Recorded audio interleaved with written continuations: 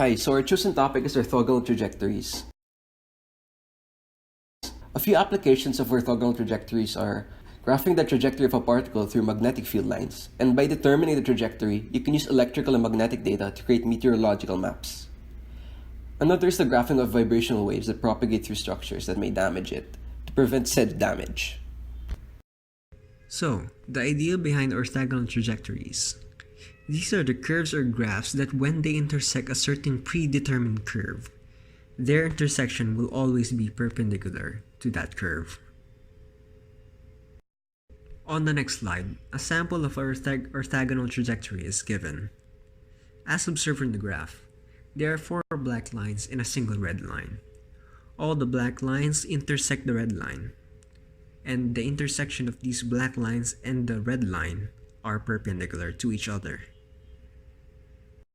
On the next slide, another sample is presented. Multiple lines intersecting with multiple concentric circles are given, wherein all these intersections are perpendicular to each other at the point of intersection. So now let's do a sample problem. Find the orthogonal trajectories of the curves where x equals ky squared, where k is an arbitrary constant. So first, you got the derivative of the curve, which leads to 1 equals k times 2y dy over dx. Isolate dy over dx, which leads to dy over dx equals 1 over 2ky.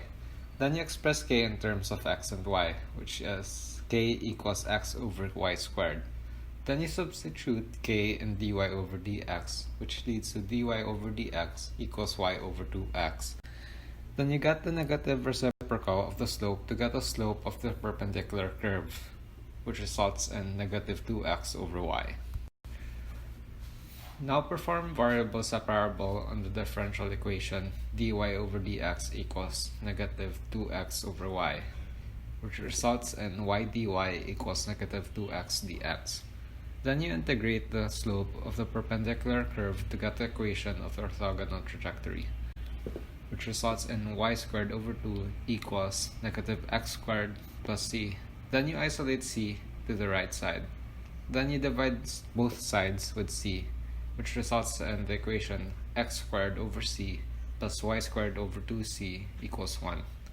Observing the resulting equation, it looks similar to the formula of an ellipse. It makes sense that our resulting equation is that of an ellipse because our original equation is that of a parabola facing right and left.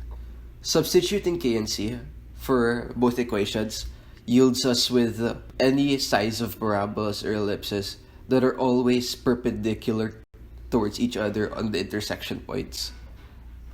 This makes the ellipse orthogonal towards the parabola and the parabolas orthogonal towards the ellipse.